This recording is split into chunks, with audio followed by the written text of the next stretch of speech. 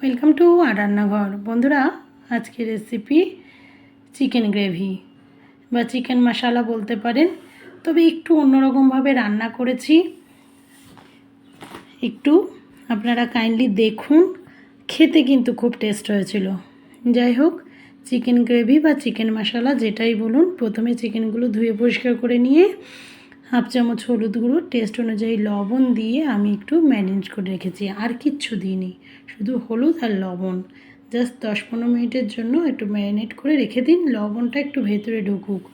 কারণ চিকেন এমনিতেই একটু ভেতরে সাদা সাদা হয়ে থাকে, সেই জন্য একটু ম্যারিনেটের প্রয়োজন আছে আমার মনে হয়। এবার কড়াইয়ে সর্ষের তেল গরম করে গোটা গরম মশলা, লবঙ্গ, এলাচ, দারচিনি, তেজপাতা, গোটা জিরা, শুকনো লঙ্কা ফোড়ন দিয়ে এবার পেঁয়াজ দিয়ে দিয়েছি 3 থেকে 4টে। পেঁয়াজটা একটু মশলা হওয়ার জন্য বেশিই দিয়েছি। আপনারা যে যেমন মশলা খেতে চান সেইভাবে পেঁয়াজ ব্যবহার করবেন। পেঁয়াজটাকে জাস্ট হালকা আমি ভেজে নেব, লাল কিন্তু একদমই করব না। কাঁচা পেঁয়াজ থাকাকালীন আমি ম্যারিনেট করা মাংসটা দিয়ে দেব।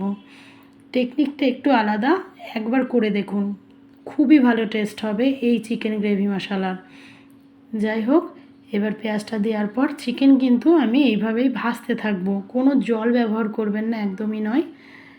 এবার ভাজতে ভাজতে দেখুন জল বেরিয়ে এসছে। এবার দিয়ে দিলাম 2 চামচ পেঁয়াজ বাটা, 2 চামচ রসুন বাটা আর 1 চামচ আদা বাটা।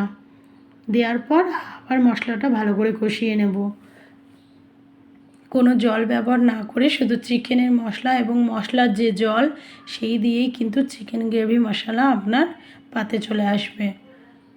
দেখুন, এবার কিছু শুকনো মশলা ব্যবহার করা যাক। তার আগে আমি 2টো ছোটো সাইজের টমেটো বাটা দিয়ে দিলাম। টমেটো বাটার জায়গায় আপনারা কেটেও দিতে পারেন, আমি বাটা দিলাম কারণ যেহেতু পেঁয়াজ, আদা, রসুন সবই মশলাগুলো আমার প্রায় কষানো হয়ে গেছে, ওই জন্য টমেটো বাটা দেওয়ার পর আমি একটু কষিয়ে নিয়ে দিলাম লবণ, টেস্ট অনুযায়ী হলুদ 1 চামচ, হলুদ গুঁড়ো 1 চামচ, জিরে গুঁড়ো আর 1 চামচ ধনে গুঁড়ো, আর দেবো 1 চামচ মতো কাশ্মীরি লঙ্কার গুঁড়ো। সমস্ত কিছু দিয়ে এবার মশলাটা ভালো করে কষিয়ে, অর্থাৎ চিকেনটা ভালো করে কষাতে হবে। দেখুন কষাতে কষাতে চিকেন একদম শুকিয়ে গেছে। একটু আমি কসুরি মেথি দিয়ে দিলাম আর দিয়ে দেব আমি ধনে পাতাটা একদমই অপশনাল, যদি আপনার না পছন্দ হয় তাহলে দেবেন না, কিন্তু কসুরি মেথিটা একটু দিতে পারেন বা যে কোনো গরম মশলার গুঁড়োও দিতে পারেন, যেটা থাকবে হাতের কাছে সেটাই দিয়ে দেবেন, তাতেই টেস্ট চলে আসবে। ধনে পাতা দিয়ে আমি একটু নাড়াচাড়া করে নিলাম। টোটালি ভেজে আমি রান্না করেছি, কোনো জল ব্যবহার করিনি, একদম শুকনো শুকনো। আপনি রুটি, পরোটা, ভাত, লুচি একবার খেয়ে দেখুন, এই চিকেন গ্রেভি মশলা আপনার মুখ থেকে টেস্ট ছাড়বে না, এটা আমার গ্যারেন্টি। একবার এইভাবে করে দেখুন, খুবই সুন্দর টেস্ট হয়েছে। আমি রিভিউ নিয়েই বলছি, আমার ছেলে মেয়ের বাড়ির লোকের সবার রিভিউ নিয়ে, আমার বাবার রিভিউ নিয়েই আমি বলছি যে অসাধারণ এক টেস্ট হয়েছিল। যেহেতু আমি খাই না, সেই জন্য আমি অন্যদের কথাই বললাম। যাই হোক, আপনারাও একবার করে এইরকম প্রশংসার পাত্রী আপনারাও হন।